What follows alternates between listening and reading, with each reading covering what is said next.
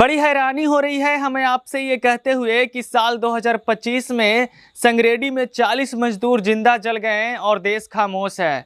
ना टीवी पर हंगामा है, ना सोशल मीडिया पर हैशटैग है, ना कोई कैंडल मार्च हो रहा है, ना कोई गुस्सा दिखा रहा है, ना जात का पक्ष लेने वाले लोग हैं। और यह सब कुछ इसलिए क्योंकि मजदूरों की जिंदगी की इस देश में कोई कीमत नहीं है, और कीमत भी है तो सिर्फ 2 कौड़ी की। टीवी की नज़र में कोई टीआरपी नहीं, सोशल मीडिया की नज़र में कोई लाइक नहीं, नेताओं की नज़र में कोई वोट नहीं। यह सवाल सिर्फ संगरेडी के 40 मजदूरों का नहीं है, बल्कि उस भारत का भी है जो 2 हिस्सों में बटा हुआ है। एक भारत जो चमकता है और दूसरी भारत जो चुपके चुपके पिसता है। एक भारत विकसित होने का 2047 तक सपना देखता है, लेकिन दूसरा भारत वो फैक्ट्रियों में मशीनों के बीच फंसता है, खदानों में सांसें गंवाता है, आग में जलता है और फिर खामोशी से दफन हो जाता है, मानो जैसे उसकी जिंदगी की कोई अहमियत ही नहीं है। 40 मजदूर थे साहब, 40 मजदूर। 40 मजदूर मर गए और इस देश में किसी को कोई फर्क नहीं पड़ा।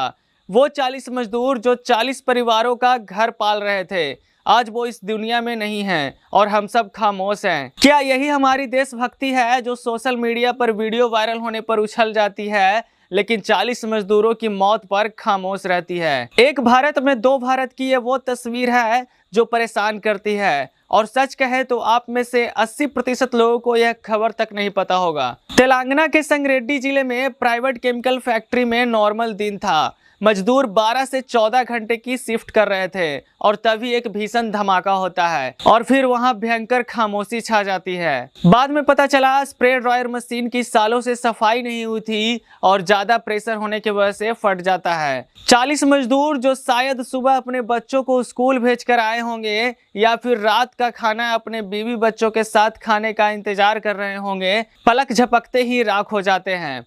तड़प तड़प कर मर गए, उनकी चीखें धुएं में घुल गई। लेकिन क्या हुआ इसके बाद?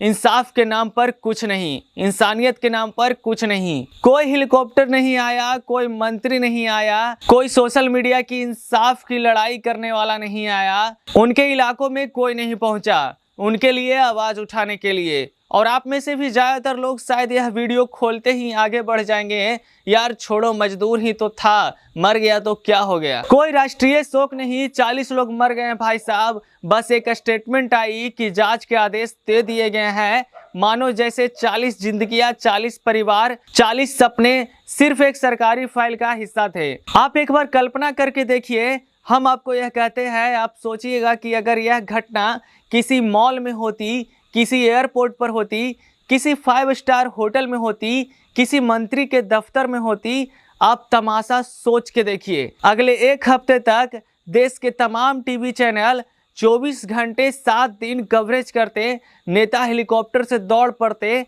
सोशल मीडिया पर जस्टिस ट्रेंड करने लगता, लेकिन मजदूरों के जलने पर चर्चा तक नहीं हो रही है, कोई जिक्र तक नहीं कर रहा है, या कहें लोगों को ये बात पता नहीं है। उनकी जिंदगी की मानो कोई कीमत ही नहीं है, उनका अस्तित्व ही नहीं है, शायद इसलिए क्योंकि वह वोट बैंक नहीं है। अरे यही मजदूर जो इमारतें बनाते हैं जिसमें हम रहते हैं, वो मशीनें चलाते हैं जिनसे हमारी अर्थव्यवस्था चमकती है, वो सपनों को हकीकत में ढालते हैं, लेकिन उनके सपनों का कोई मोल नहीं है। और सवाल यह है कि क्या यह वही विश्व गुरु भारत है जिसके सपने हम देख रहे हैं? संगरेडी में जो कुछ भी हुआ वो नया नहीं था। पिछले 10 सालों में भारत में 269 से ज्यादा बड़े औद्योगिक हादसे हुए हैं। केमिकल फैक्ट्रियों, कोयला खदानों, निर्माण स्थल पर हजारों मजदूर मरे हैं, लाखों ने अपने हाथ पैर आंखें गंवा दी है। सरकार के आंकड़े कहते हैं कि केवल 2018 से 2022 के बीच में फैक्ट्री के अंदर 5336 लोग मर गए हैं। लेकिन आपको बता दें कि सरकारी आंकड़े पूरी तरह से सच्चाई नहीं बताते हैं, क्योंकि यह सिर्फ बड़ी रजिस्टर फैक्ट्रियों के आंकड़े हैं। भारत में 80% मजदूर वो हैं जो छोटी अनौपचारिक फैक्ट्रियों में काम करते हैं, जहां ना अच्छी मजदूरी मिलती है, ना काम के हालात ठीक है और ना कोई सुरक्षा का इंतजाम होता है। और अगर आपको यह बातें हवाबाजी लग रही है तो आपको अंतर्राष्ट्रीय श्रम संगठन के वो स्टेटमेंट को याद रखना चाहिए जिसमें कहा गया था कि कि भारत में फैक्ट्री मजदूरों के लिए सबसे खराब हालात में होती है। यहाँ पर हर 1 लाख मजदूर में 117 की मौत हो जाती है। भारत की केमिकल इंडस्ट्री को रेगुलेट करने के लिए 15 कानून हैं, 19 नियम हैं, ढेरों सेफ्टी गाइडलाइन हैं, लेकिन हकीकत ये है कि यह सिर्फ कागज तक है। इंस्पेक्टर साहब आते हैं, मालिक के साथ चाय नाश्ता होता है, रिश्वत की मोटी रकम जेब में डालते हैं और फिर साइन करके चले जाते हैं, जिसमें कहा जाता है जांच जारी है, समय गुजर जाने दीजिए। इस देश में लोगों की याददाश्त बहुत कमजोर है, उसका फायदा उठाते हैं, थोड़े बहुत मुआवजे दे जाते हैं।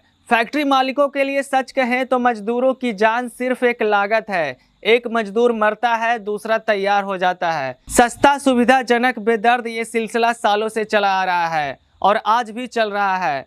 हम और आप इसे इग्नोर करके और मजबूत करते हैं और यही रीजन है कि 40 मजदूरों की मौत के बावजूद हमें आपको कोई फर्क नहीं पड़ता, यहाँ तक कि पता तक नहीं चला। 2017 में एक स्टडी हुई थी जिससे पता लगाया गया था कि मजदूरों की जब मौत होती है तो पुलिस केवल 30% आंकड़े दर्ज करती है, अस्पताल केवल 70% दर्ज करते हैं, जबकि हर मौत की शिकायत FIR में होनी चाहिए, तभी जाकर सही जानकारी मिलेगी। FIR होगी, रिकॉर्ड होगा तो जिम्मेदारी तय करने में आसानी होगी, लेकिन हमारे यहाँ पर छिपा लिया जाता है। भारत की फैक्ट्रियों की अगर आप कहानी देखेंगे तो 70% से ज़्यादा फैक्ट्रियों में मशीनें 20 से 30 साल पुरानी हैं, जंग लगी हुई हैं, टूटी फूटी, बिना मेंटेनेंस के हैं। मजदूर इन मशीनों पर बिना सेफ्टी गियर के काम करते हैं, ना हेलमेट होता है, ना दस्ताने, ना मास्क। 12 से 14 घंटे की शिफ्ट होती है। पसीने में डूबा हुआ भूखा प्यासा मजदूर, हेल्थ इंश्योरेंस, मेडिकल किट, शायद ही ये शब्द उन मजदूरों को पता होगा। मजदूर मालिकों के लिए सिर्फ एक नंबर है जिसको जरूरत पड़ने पर रिप्लेस कर दिया जाता है। संगरेड्डी में जब लाशें गिनी गई तो मालिक ने 1 करोड़ के मुआवजे का ऐलान किया, लेकिन सवाल यह है कि क्या 1 करोड़ से कोई बेटी अपने पिता की हंसी को वापस ला सकती है? क्या एक माँ अपने बेटे की आवाज सुन पाएगी? क्या एक विधवा अपने टूटे सपने को जोड़ पाएगी? मुआवजा नहीं, यह खून का सौदा है। मुआवजा इंसाफ के नाम पर मजाक है। मुआवजा इंसाफ का फैसला नहीं है, बल्कि चुप्पी का रिश्वत है। पैसा ले लो, मामला दबा दो। कुछ NGO को बुलाओ, 2-4 ट्वीट करवा दो, मीडिया को विज्ञापन का लालच दे दो, ब्रेकिंग न्यूज की जगह कुछ जानकारियां चला दो और सारी कहानी पलट गई। सिस्टम की खामी कहकर टाल दिया जाता है, लेकिन 40 लोग, 40 परिवार, 40 कहानियां, हम सबको इन पर बात करनी चाहिए। आप में से कितने लोग सुनेंगे मुझे नहीं पता, लेकिन इस विषय पर हम बात करेंगे, क्योंकि हमारे लिए मजदूर की मौत उसकी चीख मसाला नहीं है। हम उसकी मौत में TRP नहीं ढूंढ रहे हैं। हमारी नज़र में यह विकसित भारत का एक काला सच है। हमारा झंडा चांद पर लहरा रहा है, लेकिन फैक्ट्रियों में बड़े अफसोस से कहना पड़ रहा है कि एक फायर अलार्म तक नहीं है। हम 4 ट्रिलियन इकोनॉमी की बात कर रहे हैं, हमारे CEOs को Z+ सिक्योरिटी मिल रही है, लेकिन इसी देश में मजदूर के पास सेफ्टी किट तक नहीं है, हेलमेट तक नहीं है। हमें मजदूरों की आवाज़ सुनाई नहीं पड़ती है जो इस देश के नींव हैं, क्योंकि उनकी आवाज़ स्टॉक मार्केट के ग्राफ में नहीं नजर आती, उनकी मौत GDP के आंकड़ों में नहीं नजर आती। वो बस एक लागत है जिसे मुआवजे से कवर कर दिया जाता है। संगरेड्डी के 40 मजदूरों को सच कहे तो मुआवजा नहीं बल्कि इंसाफ चाहिए। फैक्ट्री मालिकों पर सख्ती होनी चाहिए, हत्या का मुकदमा चलनी चाहिए, उनकी संपत्ति जब्त होनी चाहिए। भविष्य में सुनिश्चित करना चाहिए कि सेफ्टी ऑडिट किए जाए, हर फैक्ट्री में नियमित पारदर्शित ऑडिट हो, रिश्वतखोरी बंद हो। मजदूर यूनियनों को अपनी ताकत उठानी चाहिए। मजदूरों के बच्चे को शिक्षा स्कॉलरशिप देनी चाहिए। श्रद्धांजलि फूलों से नहीं, सख्त कानून से दी जानी चाहिए। मजदूर की जान की कीमत सिर्फ रुपये पैसे से नहीं आके विश्व गुरु बनने का सपना तब तक पूरा नहीं होगा जब तक इस देश के अंतिम व्यक्ति की जिंदगी की कीमत को नहीं समझेंगे। अगर रीढ़ ही टूट गई तो सुपर पावर सिर्फ एक खोखला नारा रह जाएगा। भारत को पहले अपने मजदूरों को इंसान का दर्जा देना होगा, उसकी जान की कीमत देनी होगी, उसके परिवारों को इंसाफ देना होगा। तब शायद सही मायने में भारत विश्व गुरु बन पाएगा, तब शायद सही मायने में तिरंगे का सम्मान होगा। मजदूरों की मौत यूं नॉर्मल पड़ने मत दीजिए। हमारा गुस्सा सिर्फ आतंकवादियों या फिर बाहरी दुश्मनों के लिए नहीं, सिस्टम की लापरवाही और बेशर्मी के खिलाफ भी होनी चाहिए। अगर आज चुप रहे तो कल तुम्हारा अपना कोई भाई, बाप या दोस्त सिर्फ आंकड़ा बनकर रह जाएगा। बेहतर है इस विषय पर भी सवाल पूछिए, क्योंकि मजदूर की चीख हमारे लोगों की चीख है, उसकी लड़ाई भी हमारी लड़ाई होनी चाहिए।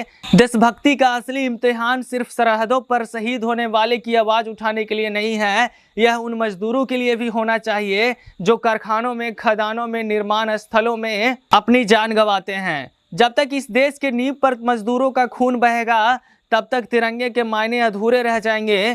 फूल चढ़ाने से कुछ नहीं होगा। बेहतर है कि इन विषयों पर आवाज उठाइए, सख्त कानून लाने के लिए जोर दीजिए, सिस्टम को बदलने की बात कीजिए। और सबसे महत्वपूर्ण बात, मजदूरों को इंसाफ दिलाने के लिए जिम्मेदार लोगों की सजा दी जाए, तब शायद भारत के सही मायनों में अच्छे दिन आएंगे। और क्या आपको इस बात का अफसोस नहीं है कि हमें आपको पता ही नहीं था कि 40 मजदूर मर गए? दुर्भाग्य है और यही काली सच्चाई है मजदूरों की जिंदगी की। बाकी उम्मीद करते हैं इसको बदलने में आप हमारा साथ देंगे।